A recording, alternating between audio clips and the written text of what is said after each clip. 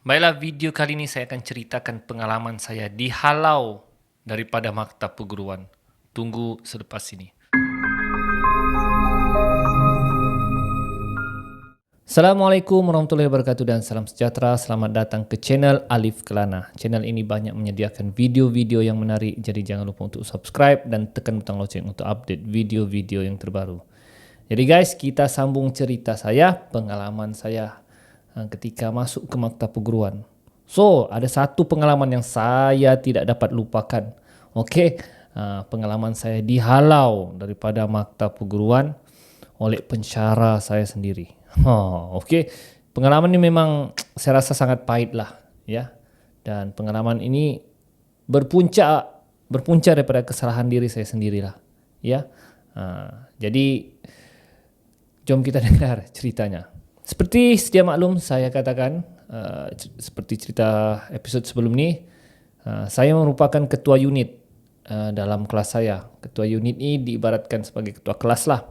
So, saya ambil pendidikan muzik. Okay? Dan biasalah kalau kelas muzik ni, dalam bilik muzik tersebut banyak peralatan muzik seperti piano, keyboard, gitar. Okay? Banyaklah alat-alat muzik dan sedia maklum, alat-alat muzik ni memang sangat mahal. So, kalau hilang memang teruk guys. Memang kau boleh kena buang daripada maktab perguruan. So, seperti biasa, okay, mana-mana kelas pun kau sentiasa ada salah faham lah dengan rakan-rakan kau. So, ketika saya semester 1 tu, ada beberapa orang saya salah faham lah, kira macam bergaduh lah dengan rakan saya. So, hari-hari kami bertengkar mulut, bertengkar, ya, bergaduh. Jadi saya tidak tahulah sama ada rakan saya yang saya salah faham tu yang buat hal ni. Tapi mangga kunci bilik muzik kami, bilik muzik kami telah hilang. Jadi sebagai ketua kelas yang pegang kunci dan kunci bilik muzik tersebut, saya terkejutlah kenapa mangga bilik muzik tu boleh hilang. So saya cari sekeliling, hilang. Jadi seperti yang saya cakap tadi, dalam bilik muzik tu ada barang-barang muzik yang sangat mahal. So saya risaulah barang-barang muzik tu hilang. Jadi saya cuba cari lagi mangga kunci bilik muzik tu, tapi tidak jumpa. Jadi saya cari alternatif lain dengan membeli mangga baru. Jadi saya tutup sementara dan saya pergi ke Pekan untuk beli mangga baru kunci dan saya ganti dengan kunci yang baru. Jadi saya lupa untuk maklumkan dengan pensyarah saya. Saya lupa maklumkan yang mangga tu saya tukar. Jadi malam pada hari tersebut ada latihan choir. Ya, digabungkan di antara kelas muzik saya dengan kelas senior saya. So pensyarah saya panggil dan kebetulan saya lewat datang ke kelas choir tu dan pensyarah saya telefon. Dia telefon saya, dia cakap, Alif, dia cakap dengan penuh nada marah lah. Alif, dia cakap, siapa yang suruh kau tukar mangga bilik muzik tersebut? Siapa suruh, dia cakap. Dengan penuh marah. Saya terangkan lah, saya cakap, Tuan, saya terpaksa tukar mangga kunci itu sebab mangga kunci yang asal hilang. Jadi saya takut alat-alat muzik tu hilang, saya gantilah sementara. Kalau kau ganti, kau kena maklumkan dengan saya. Itu silap saya lah, saya tidak maklumkan dengan pensyarah. Ya, jadi saya pun mengaku salah. Saya cakap, Tuan, saya minta maaf Tuan sebab saya tidak sempatlah maklumkan sebab terlalu sibuklah, busy. Kemudian dia panggil, kau pergi bilik muzik sekarang, kau pergi bilik muzik. Kau pergi studio sekarang, pergi studio. Jadi saya pun aduh matilah, saya cakap. Ya, niat saya baik. Saya tukar mangga tu supaya alat-alat muzik tidak hilang. Ya, tapi yang silapnya saya tidak maklumkan pula dengan pensyarah saya. Jadi saya pun datanglah ke bilik muzik dan saya tengok sudah ada rakan-rakan sekelas saya dan senior, ya, 2 kelas digabungkan untuk latihan choir itulah. So, belum pun saya melangkah masuk lagi ke dalam studio tu, saya sudah dibaling dengan kunci. Gugusan kunci yang banyak besi tu dibaling oleh pensyarah saya. Tepat ke muka saya guys. Terus yang sudahlah ramai, ya, rakan kelas saya dan senior. Guys, malu guys, malu. Saya tidak tahu meletak muka di mana, ya. Saya tidak tahu. Jadi pensyarah saya masih marah lagi lah. Dia marah, dia cakap suka hati tukar kunci, dia cakap. Lepas tu saya cakap sekali lagi, Tuan saya minta maaf sebab saya tidak maklumkan dengan Tuan saya tukar mangga tu. Tapi saya perlu tukar segera mangga tu. Saya cakap sebab untuk mengelak alat muzik hilang. Tapi saya lupa untuk maklumkan dengan Tuan pensyarah. Pensyarah saya masih mau bebel lagi. Dia cakap, kalau kau tahu sudah mangga tu hilang, kau maklumkan dulu dengan saya. Ya, dia cakap, ya, bagi tahu. Dan ketika saya dimarah tu, saya tengok ada rakan-rakan saya yang saya cakap yang salah paham tu, mereka ketawa tengok saya. Marahnya saya. Dalam hati saya, memang ini kerja diorang lah ni. Diorang yang sengaja hilangkan kunci bilik muzik tersebut. Ya, tapi saya masa tu sabarlah. Ya, saya tidak boleh buat apa-apa. Saya sudah kena marah. Dan pensyarah saya betul-betul marah. Dia cakap, bagi kunci itu dengan saya. Jadi saya pun ambil kunci itu, kunci yang saya tukar tu, saya bagilah dengan pensyarah saya. Saya bagi dia dengan penuh marah, dia rampas kunci tu. Dia cakap, kau keluar dari kelas muzik, kau tidak layak masuk kelas muzik ni, dia cakap. Kau tidak layak.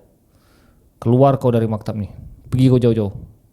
Kau lebih baik, dia cakap, kau keluar secara sukarela dari maktab perguruan. Tak payah kau masuk dengan kelas muzik ni. Pergi, dia cakap. Dan masa tu waktu malam, bila saya dihalau begitu, ya, dihalau dari kelas muzik, dia cakap kau tidak layak untuk jadi pelatih guru muzik. Guys, menusuk kalbu guys.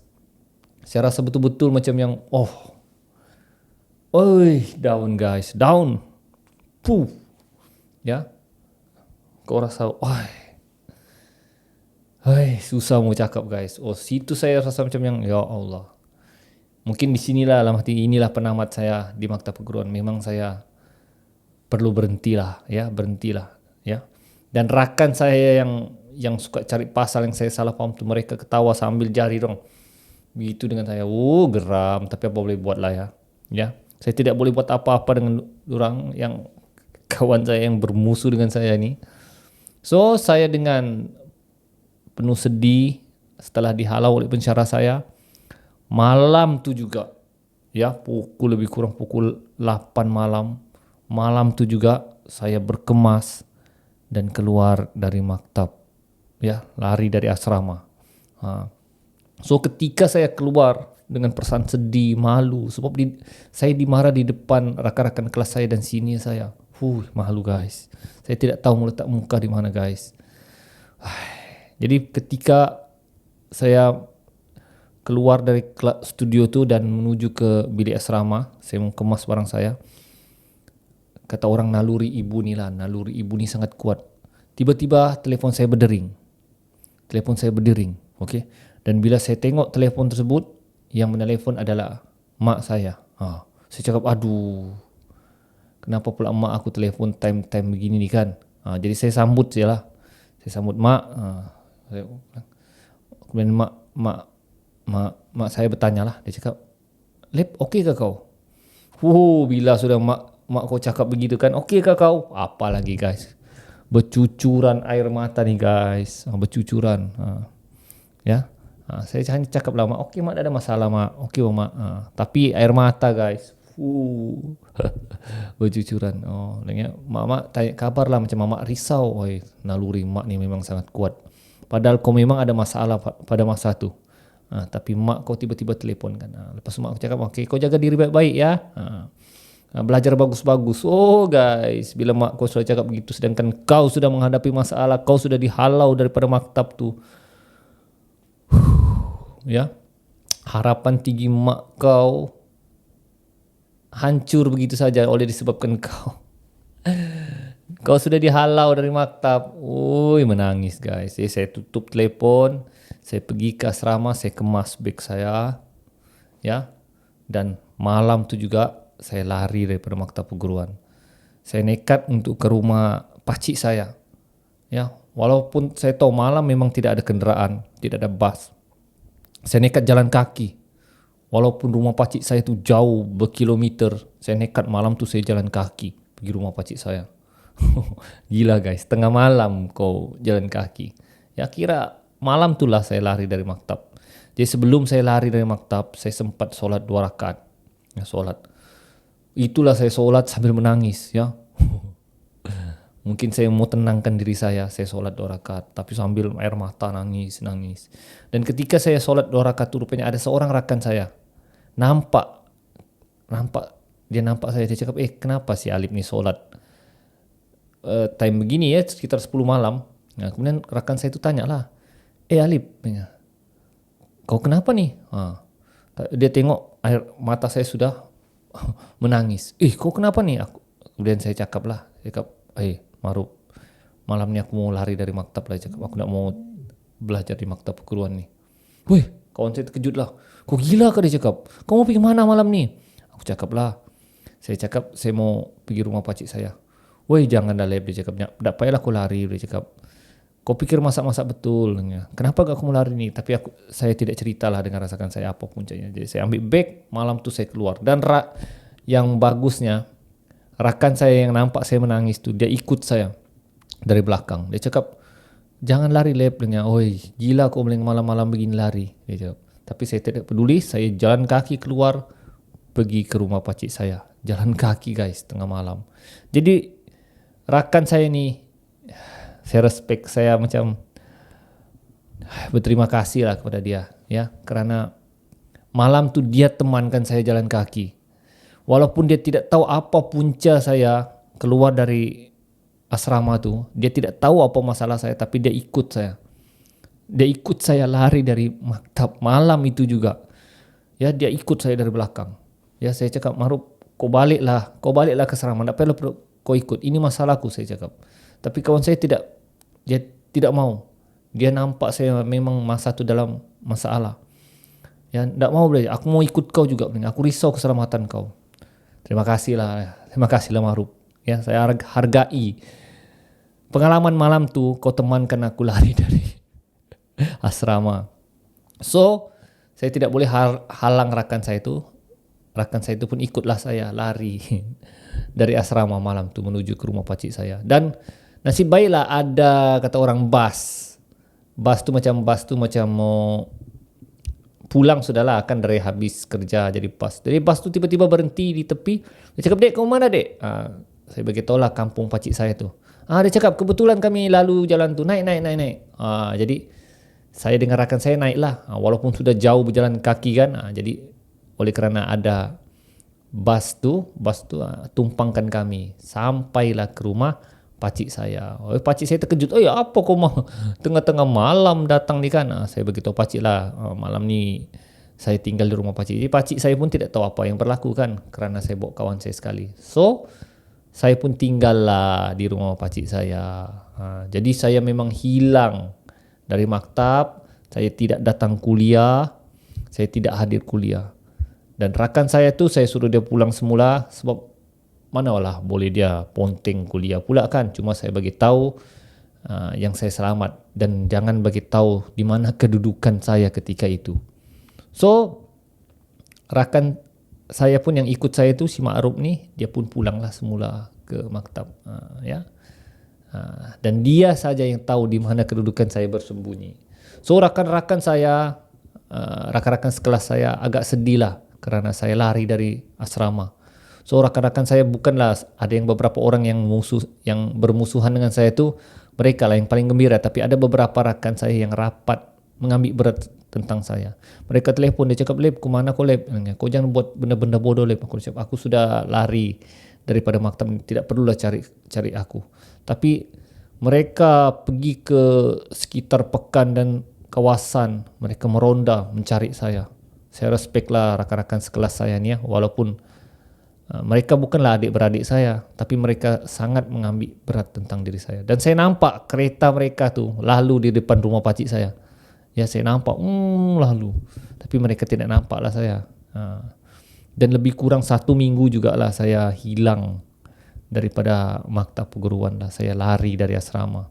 Dan rakan-rakan saya sangat risau, sampai menangis guys, sampai menangis rakan sekelas saya yang betul-betul risau akan saya. So di situ saya nampak keikhlasan rakan-rakan saya lah dan risau akan tentang diri saya. Ya. Dan tidak beberapa lama kemudian pensyara saya akhirnya menelpon saya. Pensyara yang menghalau saya tu akhirnya menelpon saya. Dia telepon, dia tanya baik-baik lah. Dia cakap, Alip, kau di mana Alip?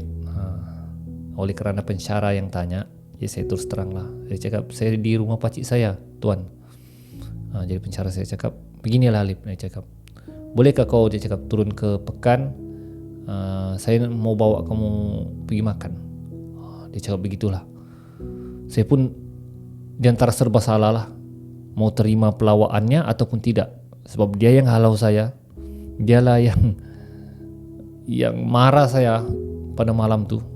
So oleh kerana dia ingin jumpa saya reda lah. Jadi mungkin ada sesuatu dia ingin bagi tahu. So saya pun pergilah ke Pekan, pulang semula bawa beg saya dan jumpa di Pekan. Dan sampai di Pekan ada beberapa orang rakan saya. Ya, Kak Marlina, Rena dan Pilma. 3 orang rakan saya. Ya, Kak Marlina ni sudah arwah. Ya, rakan saya ini seorang sudah arwah. Tapi dia di antara 3 orang yang berjaya memujuk pensyara saya untuk memanggil saya semula. Terima kasihlah rakan-rakan saya ini, walaupun satu rakan saya sudah jadi arwah. Ya. Jadi terima kasihlah kepada 3 rakan ni yang memujuk pensyara saya untuk pulang, memanggil saya pulang semula. So pensyara saya pun dan rakan-rakan saya itu bawa pergi makan, dan pensyara saya minta maaf lah dengan apa yang berlaku. Sebenarnya saya yang sepatutnya minta maaf, ya, sebab memang salah saya pun menukar kunci sesuka hati. Tapi saya respect lah dengan pensyara saya itu. Dia pun menurunkan egonya. Dia pun minta maaf lah dengan apa yang berlaku. So selesai makan, hari itu dia bawa jalan-jalan, bawa ke air terjun. So case tu pun selesai. Dan akhirnya saya berbaik semula dengan pensyara saya dan saya belajar semula seperti biasa. Okey, kembali ke kuliah seperti biasa. Dan rakan-rakan saya pun gembira dengan sekembalinya saya ke kuliah semula. So guys, itulah dia pengalaman saya dihalau daripada asrama Maktab Perguruan. Ya, saya rasa ketika itu memang itulah pengakhiran saya belajar di Maktab Perguruan. Tapi itu pengalaman saya rasa tidak tahu pahit kah manis kah. Banyak kenangan, ya, banyak jiwa yang murni, ya, yang membantu saya ketika itu, terutama sahabat saya Maruf yang sanggup ikut saya tengah malam tersebut sampai ke rumah pakcik saya, dan rakan sekelas saya, ya, arwah Marlina, Rena, Pilma dan beberapa orang lagi yang memujuk pensyara saya untuk maafkan saya. Saya respect, saya ucap terima kasih kepada rakan-rakan saya tu kerana sangat menghargai persahabatan. Ya, persahabatan. Walaupun kami bukan adik-beradik, bukanlah keluarga, tapi kasih sayang di antara persahabatan tu sangat kukuh. Dan saya sangat sayang persahabatan dengan rakan-rakan saya tersebut. Sehingga hari ini saya tidak akan lupakan mereka. So guys, saya agak feeling untuk cerita, berkongsikan cerita ni, ya. Ada rasa sedih, ada rasa terharu, ya. Dan saya tidak tahulah pensyara saya itu sama ada masih hidup ataupun meninggal dunia sudah. Sebab pensyara saya itu pun memang agak tua sudah. Saya pun tidak tahu apa kabarnya sudah, ya. Mudah-mudahan pensyara saya dan rakan-rakan yang lain, mudah-mudahan anda dirahmati Allah selalu. So guys, setakat itu saya perkongsian saya. InsyaAllah kalau ada lagi cerita perkongsian saya yang seterusnya, saya akan kongsikan dengan anda. Jadi terus mengikuti channel Alif Kelana. Terima kasih. Terima kasih kerana sudi mendengar cerita saya. Kita jumpa lagi di video akan datang. Alif Kelana. Assalamualaikum.